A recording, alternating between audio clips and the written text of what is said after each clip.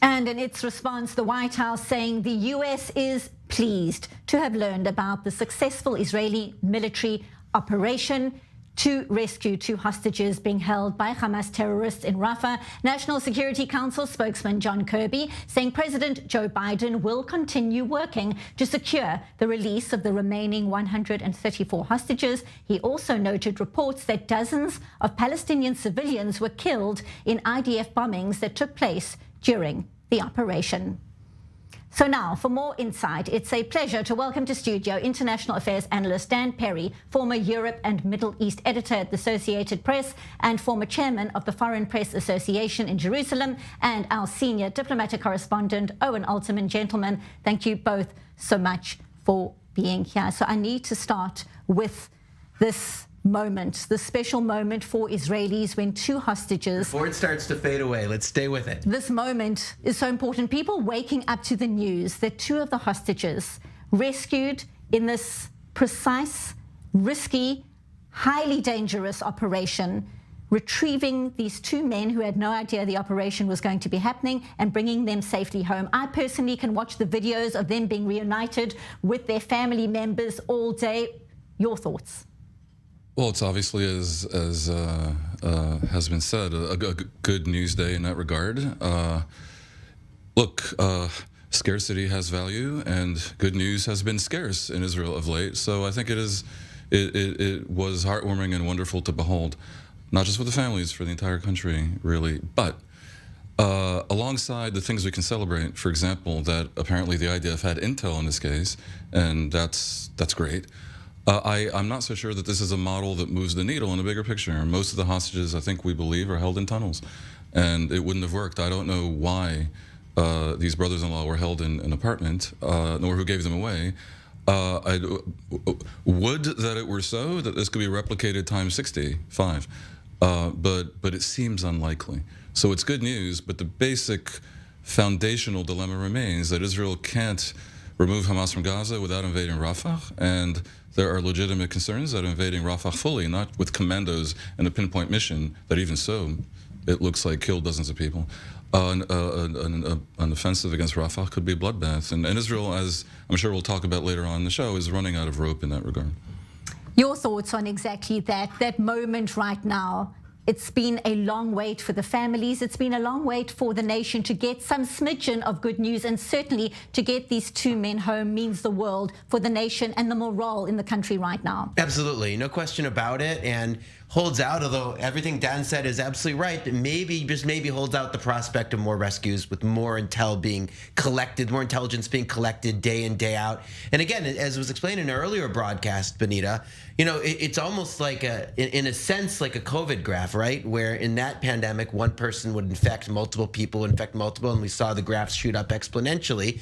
There may be a similar dynamic with intelligence, that one piece of intelligence leads to 2 or 3 others, which lead to 2 or 3 others, and so on and so forth. So you can much more rapidly climb the tree, if you will, or climb the staircase of intelligence and be able to maybe execute it. Although, of course, what Dan said is very much true, that may have limitations. And for the time being, it is 2 hostages who have been freed. We're seeing, again, some of those pictures on our screens, but obviously many, many more who are still in captivity. And therefore, when you talk about the dynamics of a potential hostage deal negotiation and the wider picture of the war, of course, this doesn't really make a dent.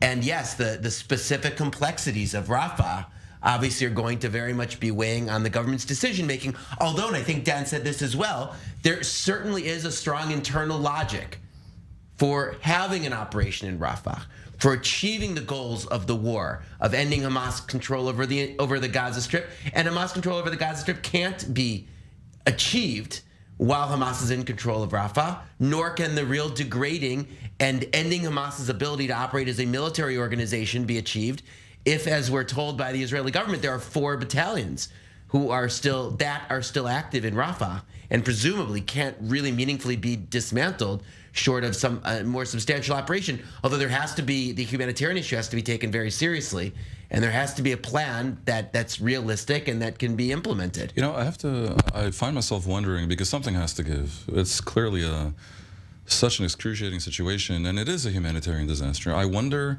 whether the powers that be might end up considering leaving Hamas in power in Rafah only, with a degradation at the degree at which it is, and hope that the density of the population there and the anger of the population there, which is mostly displaced persons from northern Gaza and central Gaza, maybe that will finally create a new dynamic that Israel's been hoping for 16, 17 years, which involves a rebellion against Hamas that is effective, or a split in Hamas, with maybe some of them being more agreeable to some version of a surrender. Now, I'm in no way predicting this, but we are looking, nor even recommending it, but there's a limited menu of options here, and there's not a lot of great options. I think you will agree with that as well. Of course, and that's an optimistic scenario you're laying out, and raises the possibility that Hamas left in power in Rafah with some other regime in control of the rest of the Strip raises its own questions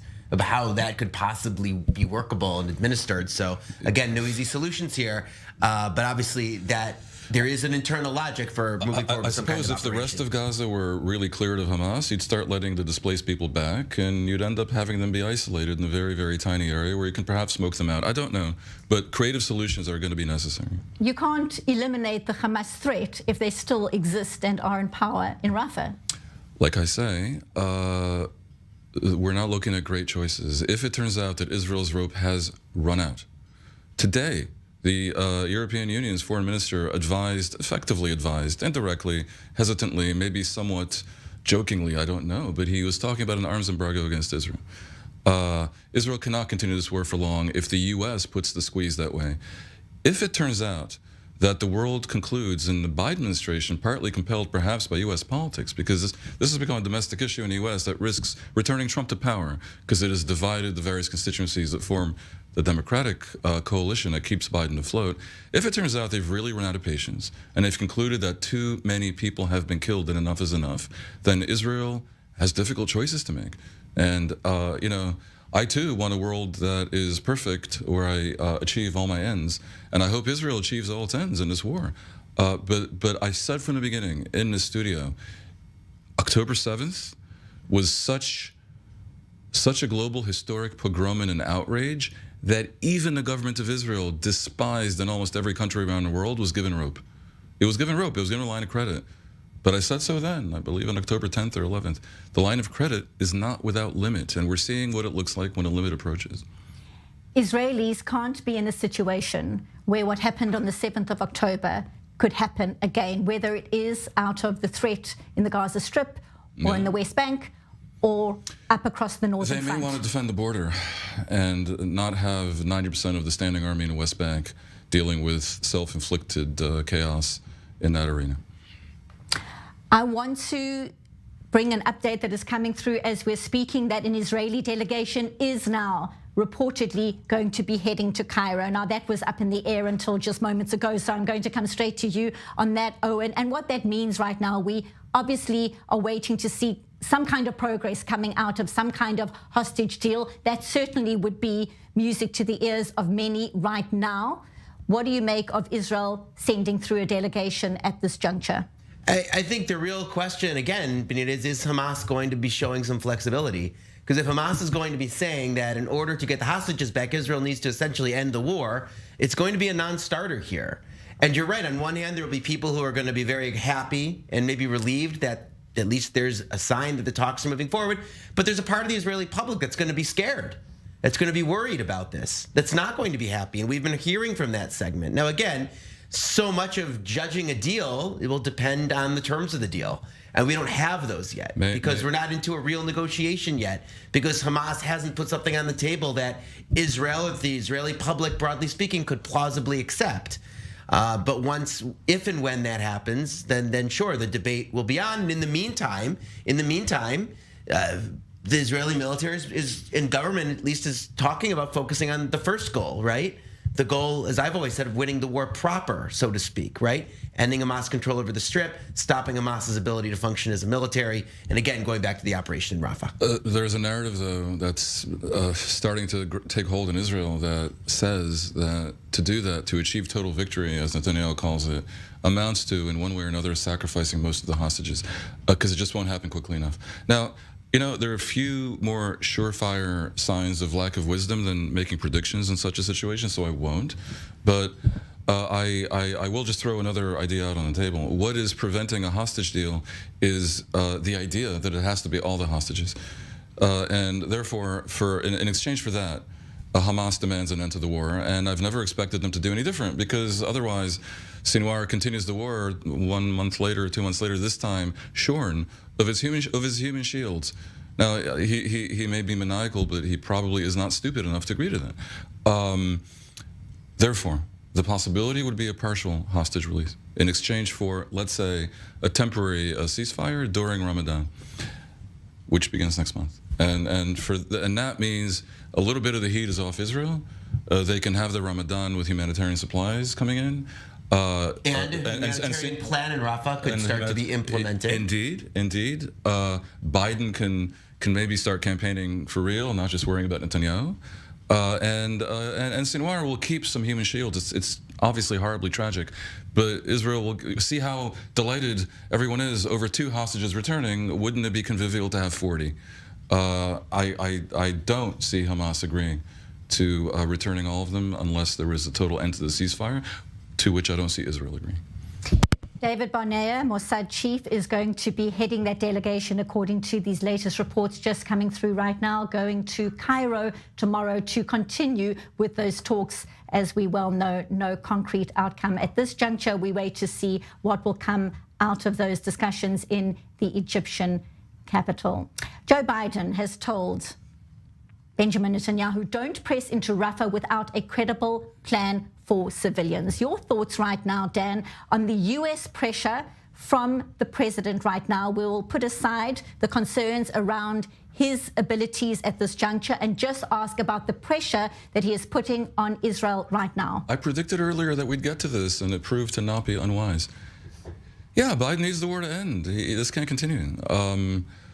From his perspective, for the reasons that we know. If with every day that passes, more and more youthful progressives say they're going to not only not vote for him, but are going to vote for Trump, which is insane. And on the other hand, as he turns against Israel, Jews are starting to talk about, also abandoning the Democrats.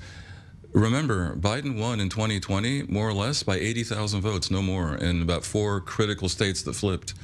He can't lose any votes.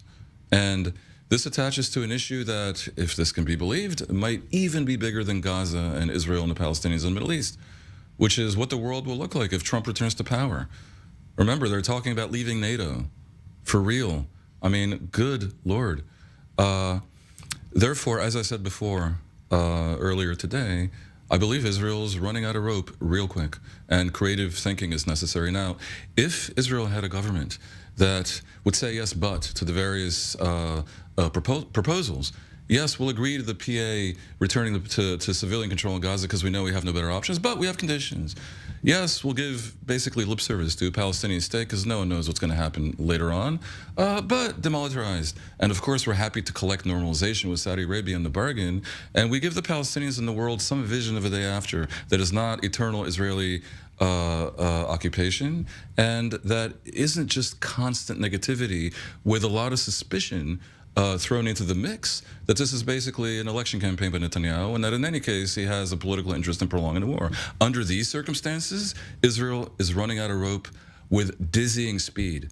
Now, a different leadership, or this leadership, wising up and doing what I believe any responsible leadership would do, which is to engage with what looks like a pretty attractive menu of goodies that is being put on the table for Israel in exchange for very little, in fact, and indeed a way out. That would create pressure on Hamas to indeed surrender, but by the Arabs. I mean, it would be their plan that has been essentially, to a degree, adopted by Israel. But instead, an Israel that only knows how to say no, and that already has caused the deaths, we think, of around 20,000 civilians. We don't know that. We don't know for sure. And the Israeli estimates are lower than that. How much lower are they? 12,000 Hamas fighters killed, so do the math, about 15,000. Well, so really? Well, let's unpack a little bit more of exactly I think that is Israel's difference in ratio. It's a significant difference in ratio. I have also read John Spencer from West Point telling you how it's a very fine ratio. But the world, after almost 5 months of this, has run out of patience for the explanations. Well, listen, I'm going to say a couple things. First of all, in terms of the day after the normalization package, I think the Israeli government will get there for reasons I've said in studio that track with yours, right? You're essentially pocketing the normalization. You're making a prediction. Well, okay. You're pocketing the normalization and making a rhetorical commitment to a Palestinian state to which you can attach caveats. That split second, Bibi loses his coalition. Such that doesn't actually come to fruition. But there are things, I think, for Netanyahu getting the normalization that are maybe even bigger than the coalition, possibly, and he can figure out the politics. The extreme right will lead. As for the war in Gaza, and as you put it, diplomatic rope, or you can use the metaphor of the diplomatic hourglass, the issues there are different. They're issues of civilian casualties and the humanitarian situation, less so the day after itself. And there, again, let's go back to what the Biden administration is saying. They're saying, we are not vetoing an operation in Rafah. We understand the logic. We need the humanitarian issue to be taken seriously because there are so many people there in such difficult conditions. And the concept of moving so many people who are already in such difficult conditions to someplace else where they're going to get their housing, their food, their medical care, etc. Well, we're still at least maybe coming out of it, but still in the middle of a winter, right? That there needs to be a real plan, and there needs to be planning. It needs to be taken seriously, and it's going to take time to implement that. I think if the government were to take that challenge seriously, and it's Israel's own interest to do this. It's Israel's own interest to do this for legal reasons, for practical reasons. No doubt about it. For the military to be able to actually achieve the objectives. We are saying the same thing. Right, this plan needs to be implemented, right? But I still think that the day after a normalization issue and this humanitarian civilian issue are to some degree separate here. And I don't think that the diplomatic rope or the hourglass will have entirely, have entirely run out as long as that plan can be put on the table and Israel can be seen as being acting in goodwill to implement it. I said it's running out. And I added it's running out with dizzying speed, and it's all the factors you mentioned. What the coefficient is for each factor can be discussed. It's a humanitarian situation, the civilian casualties, and the complete negativity about U.S. proposals, reasonable proposals for a day after, despite what looks like Israel's clear interest in playing nice to get normalization with Saudi Arabia and maybe other Arab countries, which is a vast improvement of its strategic situation. More than this, it aligns Saudi Arabia with Israel's in terms of the interest of resolving Gaza. And they've already made clear that if Israel agrees in principle to Palestinian independence, demilitarized and under different borders at some point in the future, they will assist in the reconstruction of Gaza, and they'll take partial responsibility for the situation there. It's in Israel's interest to make this a lot of people's problem and not just Israel's problem. Even if full normalization, according to the most recent Saudi statement, would have to wait until the coming into being of the Palestinian state and all the 1967 borders, for what it's worth, that's they walked it back a little. By the way, it's probably also true that the nuances behind their statements change with the political winds, and at this point, with the credibility of the Israeli government. A different Israeli government might be able to get something different from the Saudis. Benjamin Netanyahu has said the U.S. response to the 7th of October would be at least as strong as Israel's. What do you, Dan, think the U.S. response would be if terrorists had come in, butchered people, tortured people, abducted people, held them captive for time frames like this? What do you think the response would be out of Washington? I think this may be the truest thing that Netanyahu has ever stated in his entire history as a politician. But the thing is this, if that had happened, the U.S. would not be depending on Israeli arms supply and an Israeli umbrella at the UN Security Council. It doesn't change the fact, however, that this can't end until Israelis feel safe again. Think about what I said. The U.S., in its current context, would indeed behave as Israel does. Israel is ignoring its own context. And the result of doing such a thing in life, not just if you're a country, is that you end up arguing with everyone and eventually possibly being kicked in the teeth. We certainly are going to have to wait to see how this all unfolds.